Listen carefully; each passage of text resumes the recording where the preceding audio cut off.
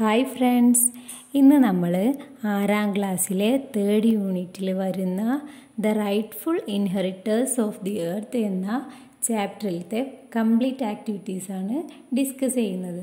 Okay, അപ്പോൾ എല്ലാവരും റെഡിയല്ലോ? First question, why did the author feel happy? എന്തുകൊണ്ടായിരുന്നു എഴുത്തുകാരന് ഭയങ്കര സന്തോഷം തോന്നിയത്? ആരാണ് എഴുത്തുകാരന്? അതെ, Vaikom Muhammad Basheer. Answer, he felt very happy when he became the owner of a tiny little piece of this wide earth. ഈ വലിയ ലോകത്തിൻ്റെ ഒരു കുഞ്ഞവകാശിയായി മാറാൻ കഴിഞ്ഞല്ലോ ഓതറിന്. അതുകൊണ്ടാണ് അദ്ദേഹത്തിന് ഭയങ്കര സന്തോഷം തോന്നിയത്.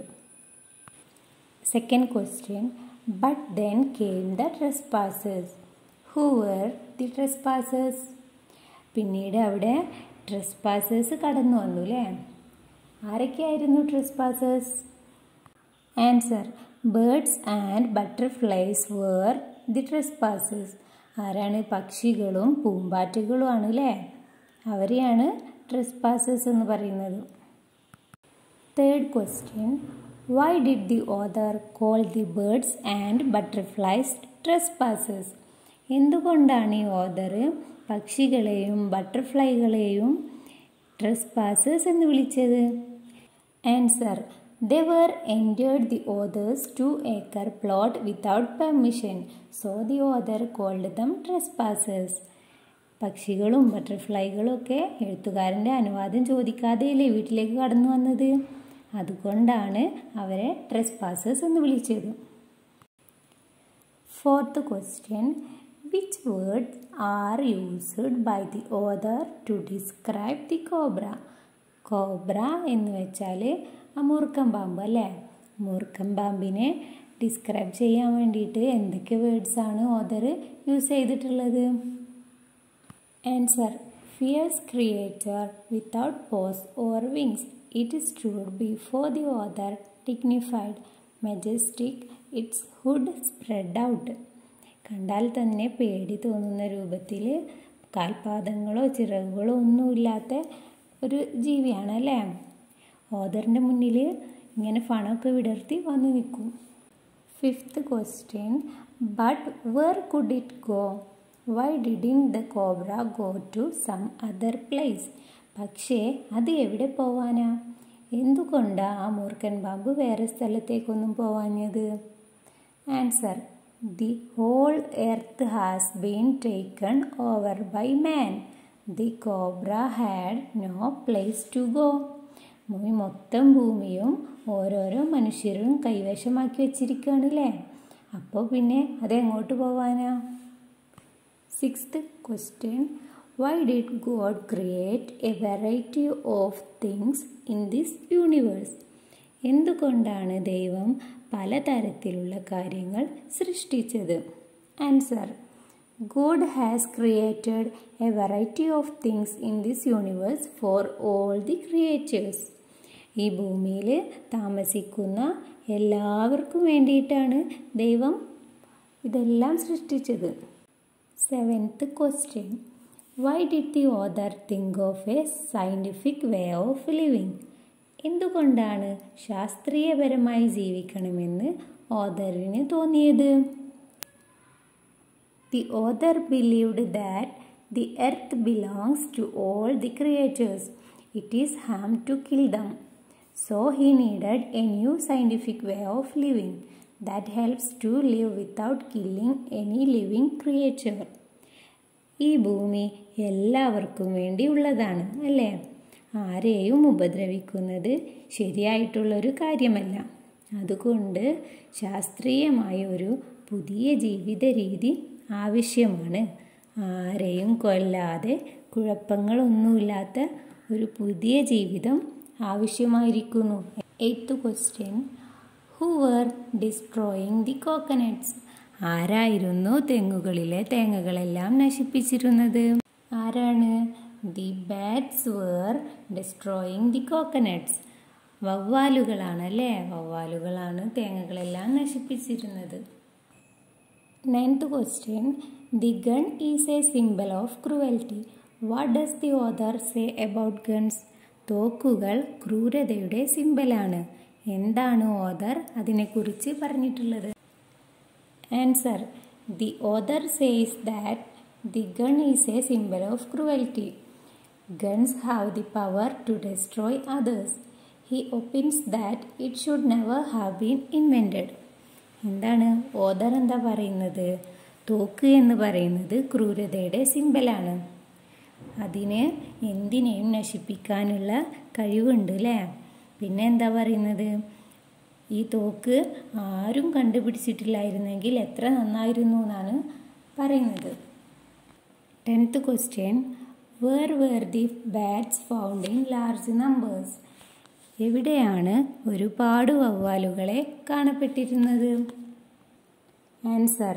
Next to an old temple, there were 2 banyan trees. The bats were hanging on the twigs of the banyan trees. പിന്നെ എവിടെ കണ്ടിരുന്നത് വവ്വാലുകൾ? അവിടെ ആ പഴയ ക്ഷേത്രത്തിൻ്റെ അടുത്ത് 2 ബനിയൻ ട്രീസ് ഉണ്ടായിരുന്നു. അതിൻ്റെ ശിഖരങ്ങളിൽ നിറയെ വവ്വാലുകൾ തൂങ്ങിക്കിടക്കലുണ്ട് അല്ലേ? 11th question. Why did the people not allow them to kill the bats? എന്തുകൊണ്ടാണ് അവിടുത്തെ ആളുകൾ വവ്വാലുകളെ കൊല്ലാൻ സമ്മതിക്കാഞ്ഞത്?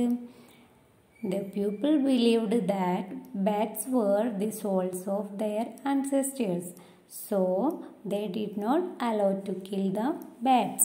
അവിടുത്തെ ആളുകൾ എന്താ വിശ്വസിച്ചിരുന്നത്? അത് ആ വവ്വാലുകൾ എന്ന് പറയുന്നത് അവിടുത്തെ പൂർവികരുടെ ആത്മാക്കളാണെന്നാണ് വിശ്വസിച്ചിരുന്നത്. അതുകൊണ്ടാണ് അവയെ കൊല്ലാൻ സമ്മതിക്കാത്തത്. Next, let's revisit the story. അതിൽ വരുന്ന first question. They did not seem to care for anyone in the world, not even the government. Who are the they referred to? അവർക്ക് ഈ ലോകത്തിലെ ആരെക്കുറിച്ചും ഒരു ചിന്തയില്ല, ഗവൺമെൻറ്റിനെ പോലും പേടിയില്ല. ഇവിടെ ആരെക്കുറിച്ചാണ് ഇങ്ങനെ പറയുന്നത്? Answer. They were referred to are the various creatures trespassed in the other's property. Birds like crows, hawks, butterflies, animals like mongooses, foxes, rats, and snakes like cobra were some of the creatures trespassed into others' land. എന്താണ് ഈ അവർ എന്ന് ഉദ്ദേശിക്കുന്നത്? ആരെയാണ്? ഈ ഒരുപാട് ജീവജാലങ്ങളാണ്. ഈ ഓഥറിൻ്റെ സ്ഥലത്തേക്ക് അനുവാദം ഇല്ലാതെ കടന്നു വന്ന ഒരുപാട് ജീവികളില്ലേ, അവയെക്കുറിച്ചാണ് ഇതിൽ പറയുന്നത്. Second question. God has made them for all the creatures and we had better remember that occasionally. What message do you get from the given statement? ഈ തന്നിരിക്കുന്ന സ്റ്റേറ്റ്മെൻറ്റിൽ നിന്ന് നമുക്ക് എന്ത് മെസ്സേജാണ് ലഭിക്കുന്നത്? എന്താണ് നമുക്കിതിൽ നിന്ന് പഠിക്കാനുള്ളതെന്നാണ്. എന്താണ് മെസ്സേജ്? എന്താണ് തന്നിട്ടുള്ള സ്റ്റേറ്റ്മെൻറ്റ്? എന്താണ്? ഈ ഭൂമിയിൽ ദൈവം എന്തൊക്കെ സൃഷ്ടിച്ചിട്ടുണ്ടോ അതെല്ലാം നമുക്ക് മാത്രമേ ഉള്ളതല്ല, എല്ലാ ജീവജാലങ്ങൾക്കും ഒരുപോലെ അവകാശമുള്ളതാണ്. The author conveys the message that God has created variety of things in the universe for all creatures, but we human beings consider everything in this universe as his personal property. According to the author, fruits, edible roots, grass, grain, flowers, water, air, warmth, light, etc. are made for all the creatures. Here the author propagates the idea that all the creatures have equal rights for everything in the universe. He hoped for a harmonious life between all the creatures by caring and sharing. He wanted to live without killing any creatures, so he advocates for a new scientific way of living. Okay, എന്താണ് അത്? ഈ author പറയുന്നത് പോലെ തന്നെ ഈ ഭൂമിയിലുള്ള എല്ലാ ജീവജാലങ്ങൾക്കും അവകാശപ്പെട്ടതാണ് അല്ലേ? പക്ഷേ മനുഷ്യരായി നമുക്ക് എന്താണ് തോന്നുന്നത്? നമ്മുടെ ഒരു ധാരണ എന്താണ്? ഈ ഭൂമിയിലുള്ള സകലതും നമ്മുടെ സ്വന്തം പേഴ്സണൽ പ്രോപ്പർട്ടി ആണെന്നാണ് അല്ലേ? ഓഥർ പറയുന്നത് ഈ പഴങ്ങൾ, പുല്ലുകൾ, ധാന്യങ്ങൾ, പൂക്കൾ, വെള്ളം, വായു, സൂര്യപ്രകാശം അങ്ങനെ എല്ലാം ഈ ഭൂമിയിലെ എല്ലാവർക്കും തുല്യ അവകാശമുള്ളതാണെന്നാണ്. അദ്ദേഹം ആഗ്രഹിക്കുന്നത് എന്താണ്? ഒത്തൊരുമയോടെ എല്ലാവരും തമ്മിൽ ഷെയർ ചെയ്യുന്ന തരത്തിലൊക്കെയുള്ള നല്ലൊരു ജീവിതമാണ് ആഗ്രഹിക്കുന്നത്. ആരെയും കൊല്ലാതെയും ഉപദ്രവിക്കാതെയൊക്കെയുള്ള ഒരു ജീവിതം വേണമെന്ന്. അതുകൊണ്ടാണ് ശാസ്ത്രീയപരമായ ഒരു പുതിയ രീതിയിലുള്ള ജീവിതം അദ്ദേഹം ആഗ്രഹിക്കുന്നത്. Third question. We can shoot the bats, the foxes and the polecats with a gun. Do you think what the author's wife says is right? If so, justify your answer. ഓഥറിൻ്റെ വൈഫ് പറയുന്നത് ശ്രദ്ധിച്ചില്ലേ? എന്താണ് പറയുന്നത്? വവ്വാലിനെയും കുറുക്കന്മാരെയും എല്ലാം നമുക്ക് വെടിവെച്ച് കൊല്ലാമെന്നല്ലേ? ഇതിനോട് നിങ്ങൾ യോജിക്കുന്നുണ്ടോ എന്നാണ് question. Answer: no. All the creatures have the right to live in the universe. Nobody has the right to kill other creatures. God wanted his own creation, that is human beings to live in peace and harmony with other creatures. എന്താണ്? ഈ ഭൂമിയിലെ എല്ലാ ജീവജാലങ്ങൾക്കും ഒരേ അവകാശമാണുള്ളത് അല്ലേ? അതുകൊണ്ട് തന്നെ ആരെയും കൊല്ലാനുള്ള അവകാശം ഇല്ല. ദൈവത്തിൻ്റെ ആ വലിയ കിരീടം തന്നിരിക്കുന്നത് ആർക്കാണ്? മനുഷ്യന്മാർക്കാണ് അല്ലേ? മനുഷ്യനെ പോലെ ചിന്തിക്കാനും പ്രവർത്തിക്കാനും മറ്റു ജീവികൾക്കൊന്നും കഴിയില്ലല്ലോ. അതുകൊണ്ട് മനുഷ്യനാണ് മറ്റു ജീവികളെയും സംരക്ഷിക്കേണ്ടത്. Next activity. In the story you can find the following exchanges between the author and his wife. Read the story again and complete the conversation between them. എന്താണ് ക്വസ്റ്റ്യൻ? ഈ കഥയിൽ എഴുത്തുകാരനും ഭാര്യയും തമ്മിൽ സംസാരിക്കുന്ന സംഭാഷണങ്ങളൊക്കെ നമ്മൾ കണ്ടിരുന്നു അല്ലേ?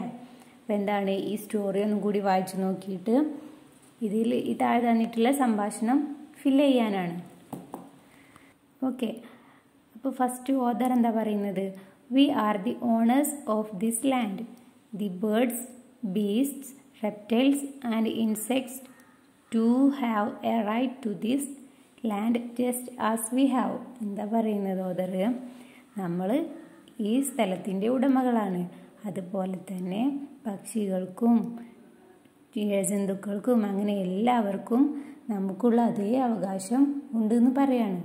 അപ്പം എന്താണ് ഓഥറിൻ്റെ വൈഫ് മറുപടി പറയുന്നത്? Are you saying rats have a right as well? They don't seem to think we humans have any. They go about as though the earth belongs to them. നിങ്ങൾ പറയുന്നത് എലികൾക്കും ഇതുപോലെ അവകാശമുണ്ടെന്നാണോ? എന്നാൽ അവർക്ക് മനുഷ്യന്മാരെ പോലെ ചിന്തിക്കാനുള്ള കഴിവൊന്നുമില്ലല്ലോ. നെക്സ്റ്റ് വൈഫ് പറയുന്നത് തന്നിട്ടുണ്ടല്ലേ. Let's buy a gun. We can shoot the bats, the foxes and the polecats with it. നമുക്കൊരു തോക്ക് വാങ്ങിച്ചിട്ട് ആ വവ്വാലുകളെയും കുറുക്കന്മാരെല്ലാം വെടിവെച്ച് കൊല്ലാമെന്ന് പറയാണ് അല്ലേ? ഓക്കെ. അതിന് ഓഥർ എന്താ പറയുന്നത്? I had no taste for killing rats. However I had to do something about coconuts. But what could I do? എനിക്കവയെ കൊല്ലുന്നതിലൊന്നും തീരെ താല്പര്യമില്ല. നമുക്ക് തേങ്ങകൾ നശിക്കാതിരിക്കാൻ വേണ്ടിയിട്ട് വേറെ എന്തെങ്കിലും ഒരു മാർഗം ചെയ്യാമെന്ന് പറയാണ് അല്ലേ? Activity 2. Look at the poster.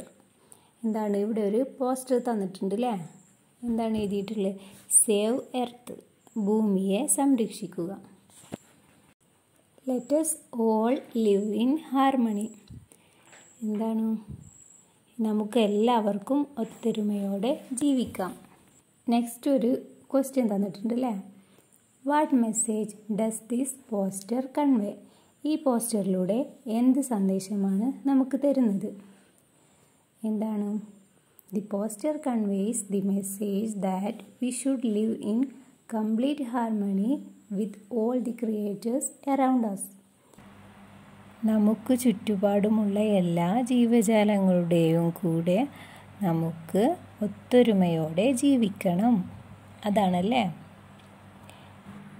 Next. Now prepare a poster on the theme Every creature has the right to live on earth.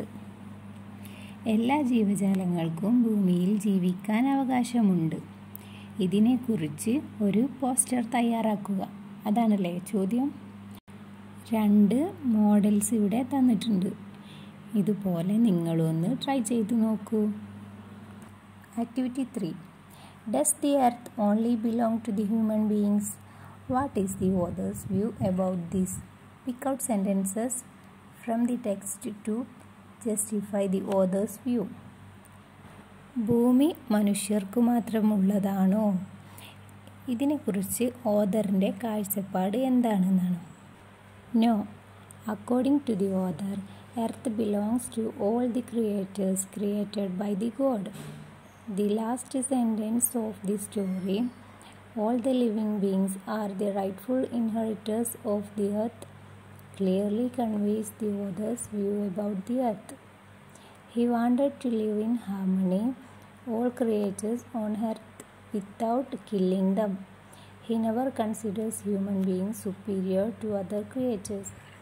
According to him, every creature have equal rights on wide variety of things in this universe.